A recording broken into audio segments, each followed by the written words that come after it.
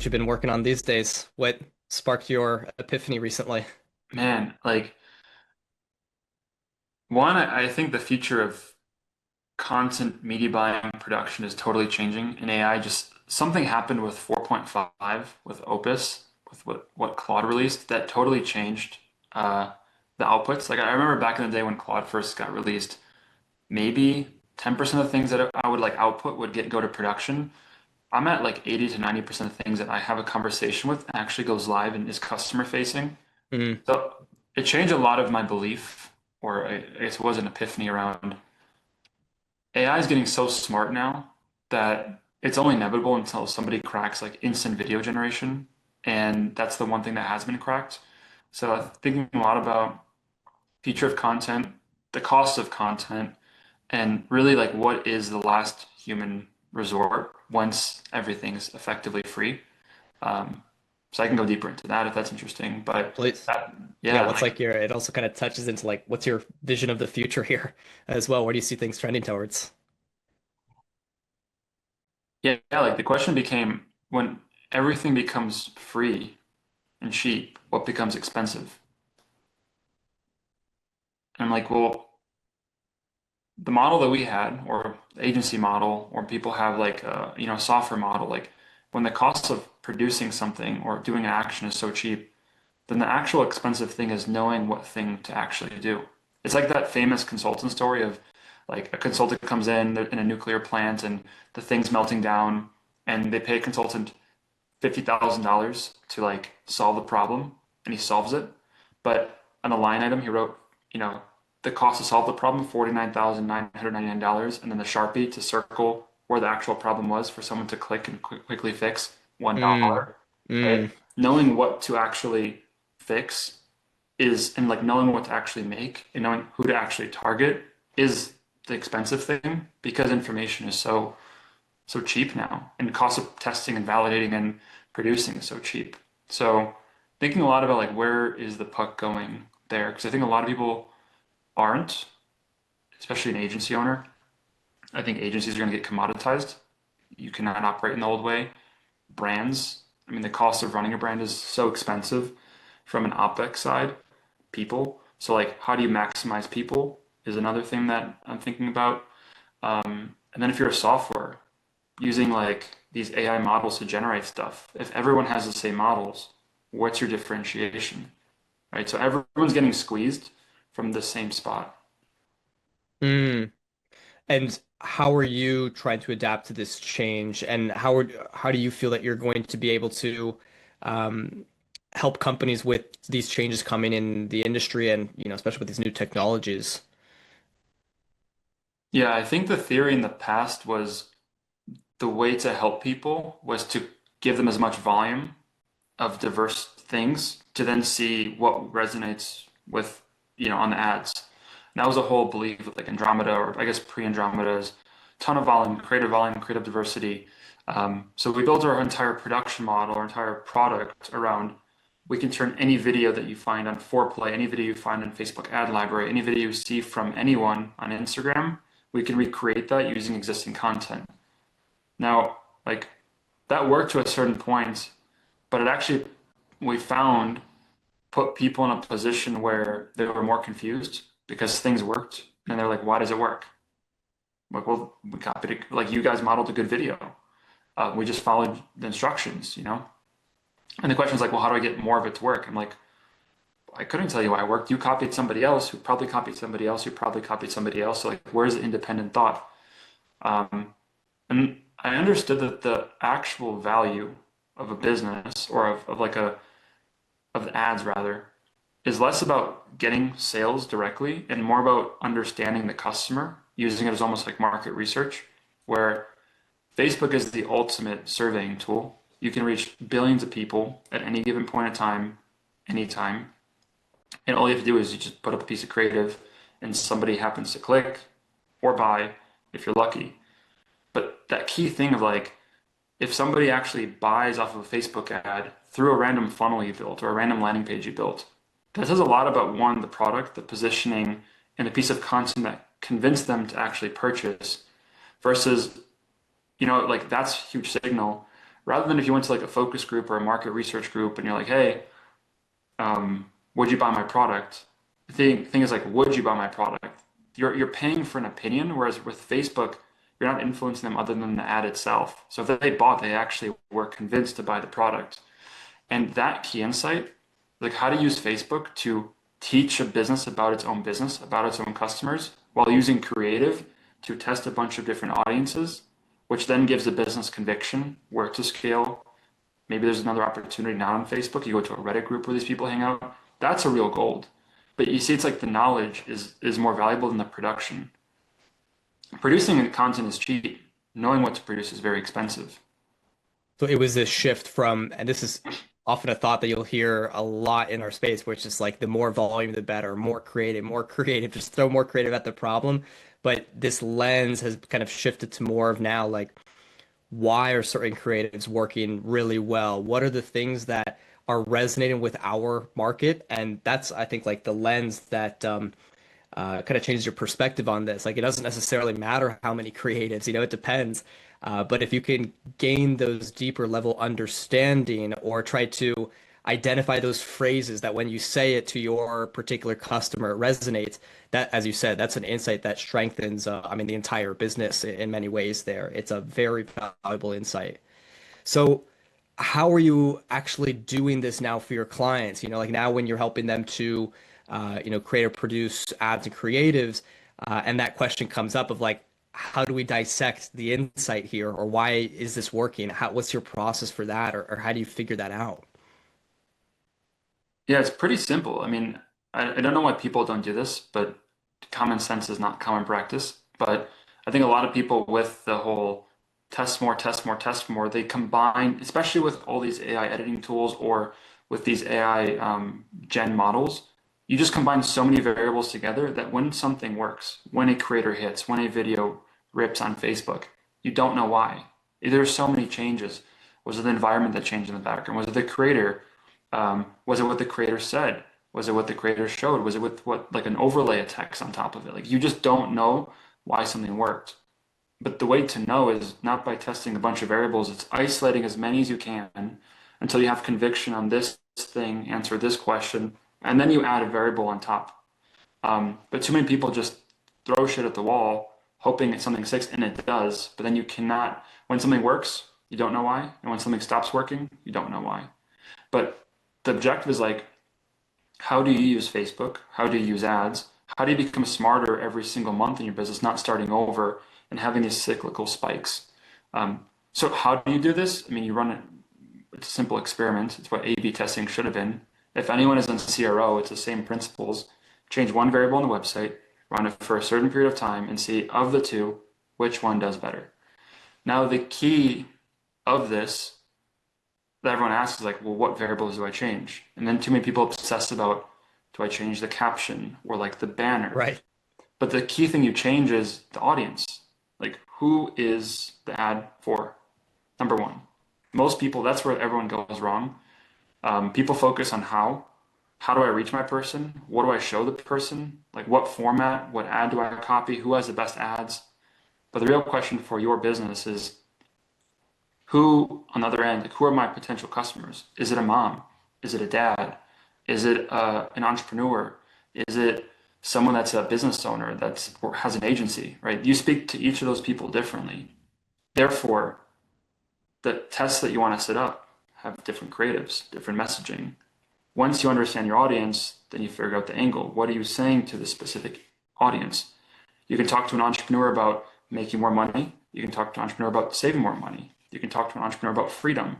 Three different angles for the same audience, of course, three different creatives. Once you know that the best ad is an entrepreneur who wants freedom, then what are the three or nine or 20 most compelling ways to make content around that? Talking head video, maybe a testimonial from somebody else. But you see, like, it's an inverted pyramid where people start with like, what concepts do I do first versus who am I speaking to? Why would they buy? And then what do I show them? That's the key thing. But you only test one at a time at each stage. Once you have the audience with confidence, angle, format, and you constantly repeat. That's awesome. Do you have a Figma for this? Knowing you, I Mhm. feel like you built out some various models or interesting graphics frameworks. Yeah, yeah, I can show that later. Yeah. Sweet, sweet. And how do you go about isolating some of those variables? I know you've also built some tools for yourself, and I believe for some of your own clients as well, where it makes it a little bit easier to be able to track which creatives are performing better and also get some of these insights. But let's say someone runs various ads, 5, 10 new creatives, and a couple weeks go by, you have enough data, or days go by and you have enough data. And how do you now sit down and isolate those different variables to dissect what's really working best from that? So from the insight generation perspective or from the experiment setup The perspective? experiment side. Yeah, so in order to figure out what variables to isolate or to focus on, you first have to define what are you trying to answer. And I'll tell you this, 99% of businesses that I've seen so far, that are mostly like, again, the startups growing, like once you're under that $10 million range, like you're going to fall under this bucket. The reason you're not growing is you don't know your audience because you've outgrown the current audience and you're still saying the same thing to the old people that were Mm, your initial innovative adopters, not the people that are going to get you to the next level of scale. The bigger brands understood that they have different personas buying and they're talking to everyone through different channels. But typically, the first thing is who is a person buying today? And the answer changes. Like today is January 16th. Person buying today for your business is different than person buying on June 16th. One might summer, one is winter, but it can be a different audience altogether. So the first step is define the question. Always start with the question and work backwards from it. So like, who are the people buying? If you want to give me an example of a brand or just like a category, I can like riff off of like an actual experiment for people if that's helpful. sure, let's do it. What was like one of your last Amazon purchases? What am I like, a book? Could do a book, or I was considering to get like one of those like the dual monitor screens, but for your laptop, where it creates like a full system. I forget the Hmm. name off the top of my head, but Okay, that's cool. That's a good one. All right, so let's say that brand, it's called like dualmonitor.com, for example, right? I imagine, and I'll try to paint the picture and let me know if that's correct. Like this brand, you take your laptop and you attach like a USB and it goes on the sides of it. yep. Cool. So, like the question that I would try to answer, and I'm curious if I was to take over this ad account, is who are the types of people that are buying this product? The given is like, yeah, you go for a digital nomad who likes working at coffee shops. Yeah, that's like one persona. That's given. That's probably where most of their sales are coming from, to be honest with you. So it's like people that work from home that want to work somewhere else. One audience. The second audience may actually be um, people that work at an actual office that don't have a monitor. So they're actual like in office people. And the way you know that those are kind of two separate audiences is would the first person fall into the bucket of the second person? Would a person that's working from home work from an office?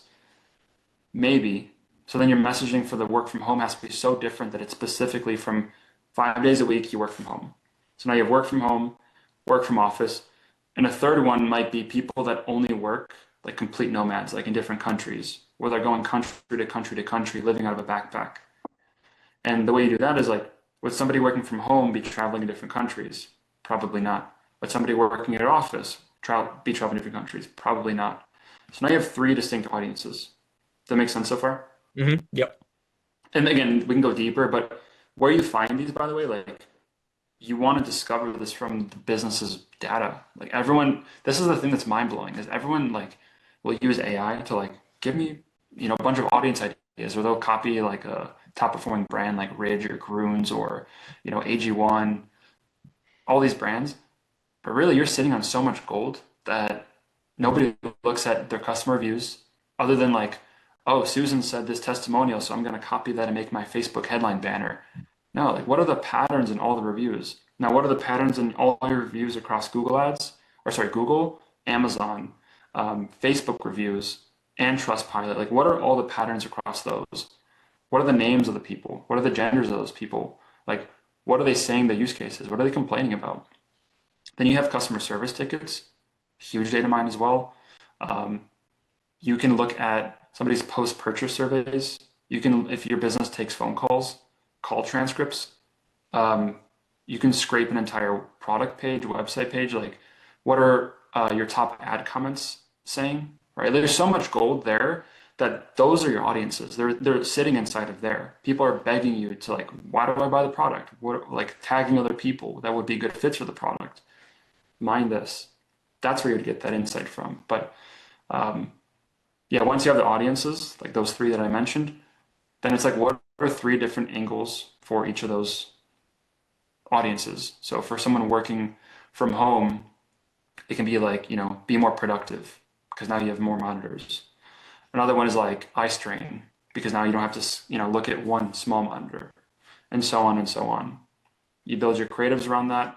You run them into like a individual ad set at the same budget, same targeting, same website, and then run it for like 7 to 14 days. And as long as you're looking at those three in isolation rather than the rest of your scaling accounts, you'll start seeing one of them is working better than the others. And generally, like those three individual ads inside of that ad set are specific to that ad set. So you're like, oh, these are grouped for this thing. I can't be confident in scaling this yet, but interesting. People working as nomads is outperforming all these other things by 30%. We should explore this more, and then you go deeper and deeper and you just constantly do that cycle. Once you have full conviction, then you scale it. Got it. And so you're basically building up this repository of, I guess most people would consider this to be like winning ads or winning concepts, but really it's like deeper insights that from that sprouts all of these extra, ads or variations that you can produce or create from that. Yeah, I mean, think about it. Like, let's say, I mean, I'm going back to this example of working as a nomad is the best performer, but you've never spoken to them directly. It's the first time you're ever speaking to them directly, but organically they've been buying your product off of your website's been generic, talking to people working from home, your product pages, people working from home, your listicles are about people working from home.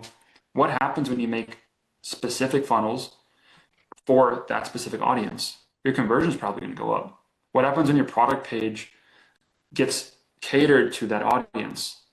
Probably conversion goes up. What happens when you start sending emails as this new use case? Get more sales. What happens when you actually uncover a new use case and how people are using it as nomads? So now you have a new product, you have a new offer, you have a new marketing kind of machine that you can start scaling. That's the real value of the insight. It's not the understanding that it works on Facebook. It's how can I apply this to the rest of my business? How can I share that with my email team? How do I share that with my content team? How do I share with my investors? Because that just gives everyone more confidence rather than like, I think a lot of media buyers, we're often siloed and we just work inside of that account.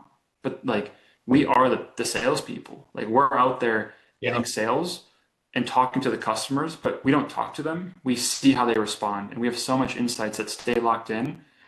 I mean, if you think about all the budget of like on the P&L of a marketing team, most of it goes to Facebook. Therefore, none of the insights get spread outside of it. Why is that? Then you have this media buyer that's built up all this knowledge and insights, and it's kind of like all stuck in their head or in their head in a good way. And then the And saying is always oftentimes, like, what happens when they get hit by a bus? What happens to exactly. the insights? So you're basically trying to take these insights, like in other words, this market research, these insights that you would only really have if you're like in the trenches or like, at the front of it. And then from there, those insights inform not only the rest of marketing, but the entire company of, where you should guys be reinvested into or, other opportunities for growth ultimately. Yeah, exactly. Like there's those individual insights, but then there's also insights like everybody's sitting on gold of like buying seasons. Like a lot of time, like a lot of businesses are driven by seasonal demand. Valentine's Day, Mother's Day, Father's Day, Christmas. Like those are the spikes that we all get. But what happens in between those peaks? Most people they call it an off season. So they pull back spend, lose momentum in everything that they built. Oftentimes they fire their agency, or if they keep their agency gets frustrated because now they're operating on lower spend. They're not getting as much data. So like every business that operates in these cyclical cycles slows down, their growth is capped. But if you really think about it, let's say March 3rd is considered an off season. Is your Shopify store getting $0 in sales? Probably not. You're probably getting some sales. Who is buying? Why are they buying? Mm. Who bought last year, 2 years ago, 3 years ago, 4 years ago, in that same period? Why are they buying? Oftentimes people are like, I'm going to go, if they have a gifting product, I'm going to find people that have a birthday on March 17th and sell my product to someone. What are the odds of somebody seeing the ad, and it's not the receiver, it's a person gifting it, that's going to have the idea of like, oh, I'm thinking of Mateo to give him a gift.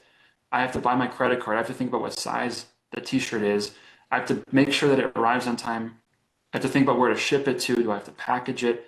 That's why people don't get sales during like an anniversary gift or a birthday gift because it's such a tight window. But if you can unlock a season, like a perfect example is 4th of July. It is one Mm, day, but it's an entire season, right? For some businesses, it's a worst day, the worst period because they get no sales. But for other businesses, it completely crushes. Why is that? They just created a moment. And the value of the insight is how do you get enough of those where you start getting these patterns from these clusters that creates a moment. That's the real value. that's incredible. I want to leave the last couple minutes here as well in case there's like some other areas you wanted to go deeper in or that you felt that we didn't touch on as deeply that you'd like to go deeper on. No, I'll stand by. Like, I think Facebook is the greatest product ever created for an advertiser or marketer. I think especially now, it's getting smarter and smarter. Targeting is getting cut more. It is further true, like creative is the targeting, but I think a lot of people get it wrong of like what that actually means. Going back to the earlier point of, content is going to zero. I think the future of content is highly personalized, mass scale for all users. But in order for that to be true, you really have to know who's in the receiving end. What's inside of those videos, what's being shown in those videos, what's being said in those videos, and you can manipulate that and scale that to infinity with iterations. But if you don't know who's actually clicking, who's actually buying, who your customers are, then you're just going to be burning money. It's a complete waste. So that original point of cost is going to zero, the cost of knowing is becoming very expensive. The fundamental moat in any business now is do you understand your customer? Any business that understands their customer is going to win because most people don't understand their customer. There's like that saying, I think it's by Plato or Socrates, like know thyself, you know? Yeah. It's the key, it's like the human nature. It's like if you know the business, if you know how your business operates, that insight, that knowledge compounds year over year over year, makes you a more sellable asset, gives you more confidence, gives you more control. And Facebook can validate this in 3 days. That's the coolest thing about it. Like you just put spend behind it. You're like, do we get sales or do we not get sales? If we get sales, oh, what did I do? I did this one thing. Okay, let me go deeper. Cool. Deeper, deeper, deeper.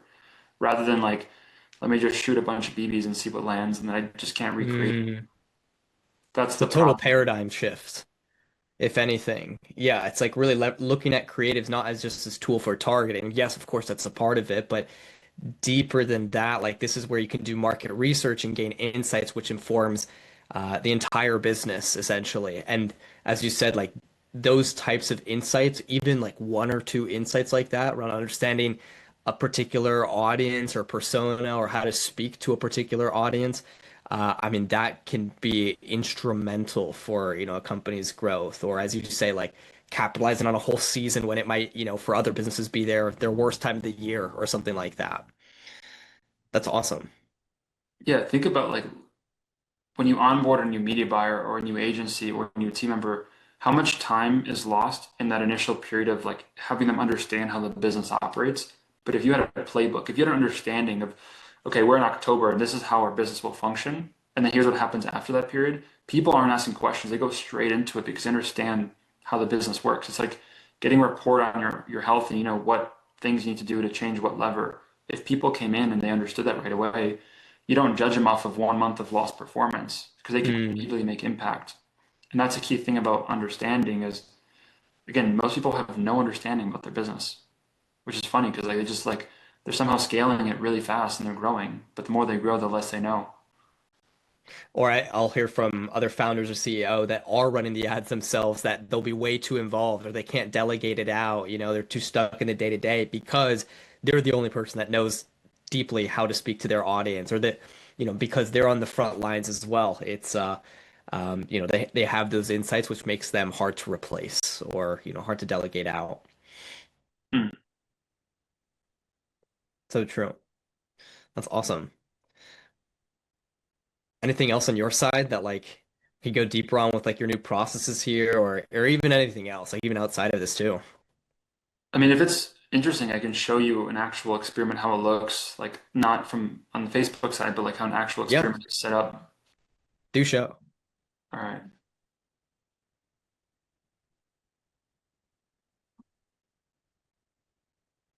just pull it up.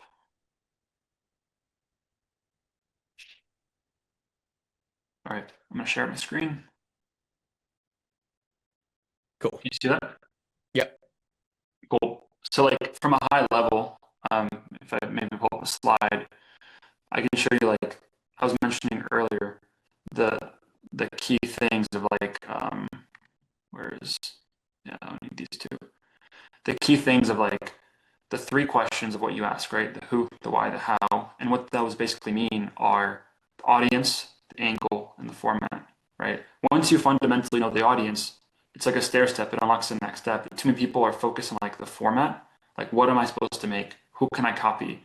And they're starting on a foundation where it's unstable and the thing breaks. But once you build on the audience and the angle, you know.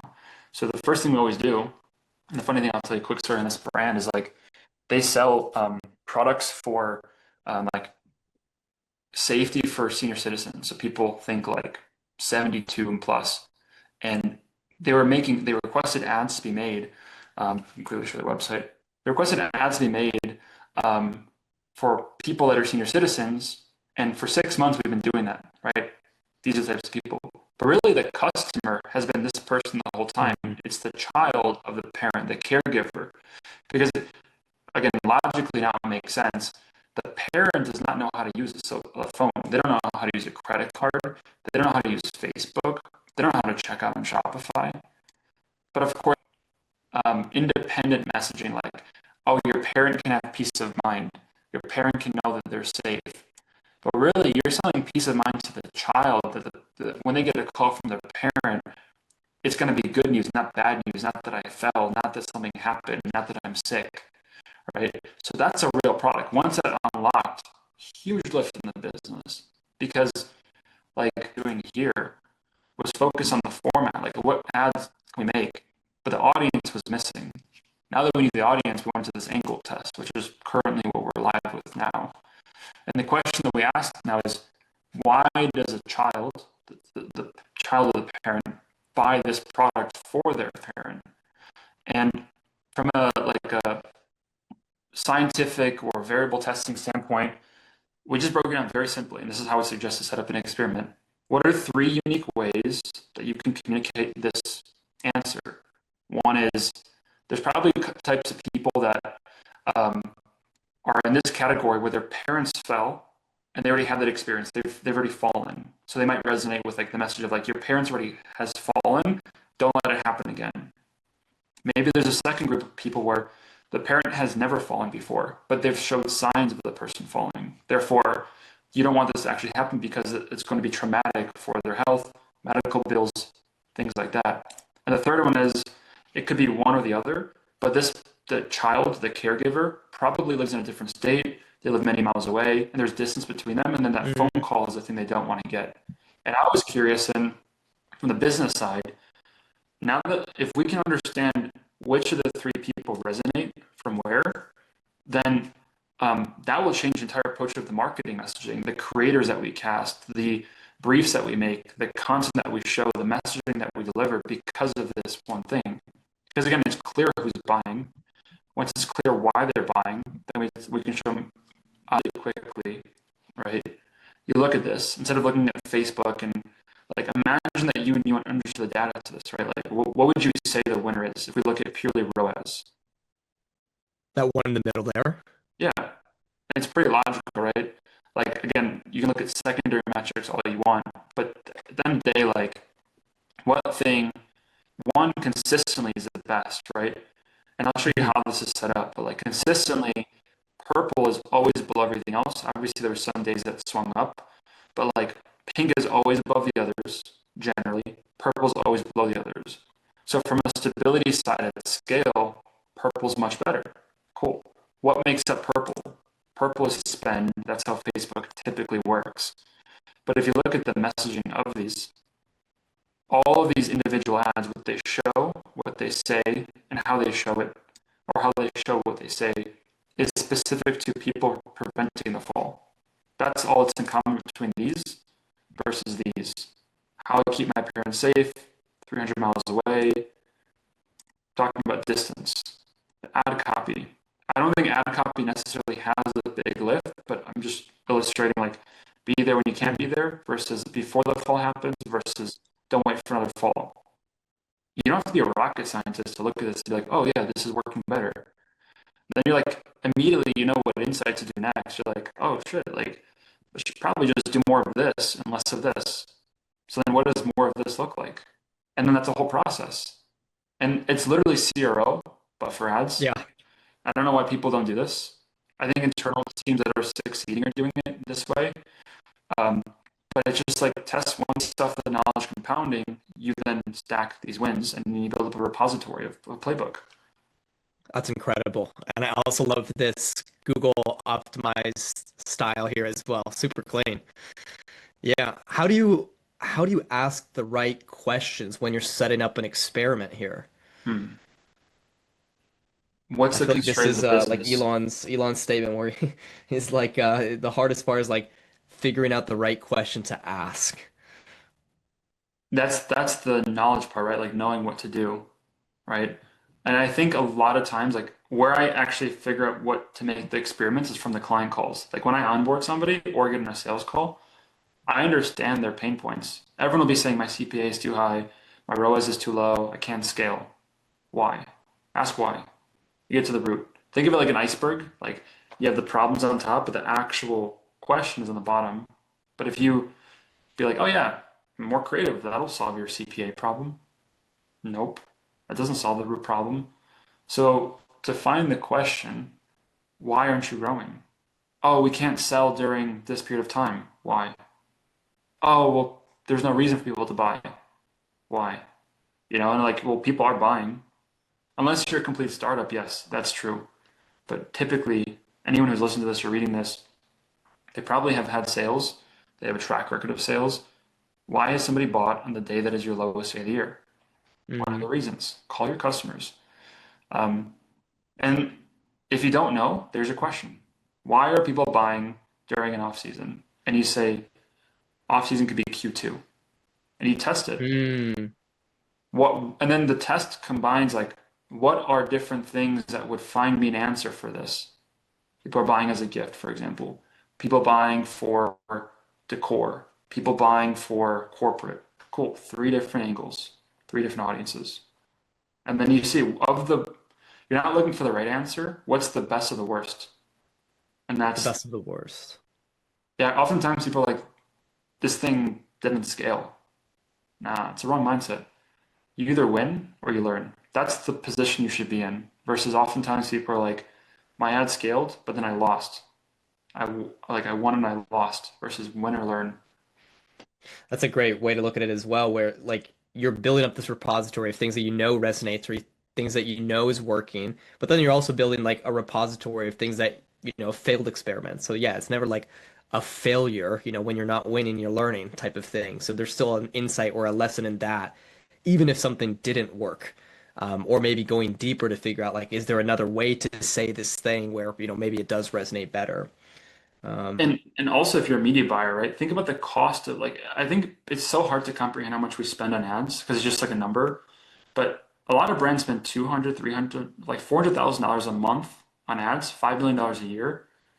And if you're purely using that just to inform, like get sales, you're missing out on so much opportunity. How do you get sales and inform your client or inform your brand about what's working in the brand? It's just market research at the same time. Why do one or the other? It's like such a big budget that is just being wasted or not fully utilized. I just don't understand why people do that.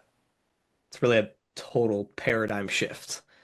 That's why like when you said this a few weeks ago, it really struck a chord with me because I was like, yes, like this is the deeper level understanding or insight that I feel like isn't either talked about as much or maybe isn't appreciated as much or maybe other narratives regarding like just more creative is better always ever, every time. Um, I think this is a good way to kind of pierce through some of that noise there, and it's a different, great perspective. Yep. How can we keep in touch and also stay updated with some of these updates that you have here with your platform? Yeah, I mean, I made a goal to post more on Twitter. I'm not doing well with that goal, but you can follow me on Twitter, check out some stuff. Hopefully, I'll be posting there more. Or LinkedIn, just like at Phil Vilk. Awesome. Well, thanks so much for doing this, and yeah, would love to get a screen share of some of those Figma files of anything else that you have here to share. We can attach it afterwards. Cool. Awesome, awesome.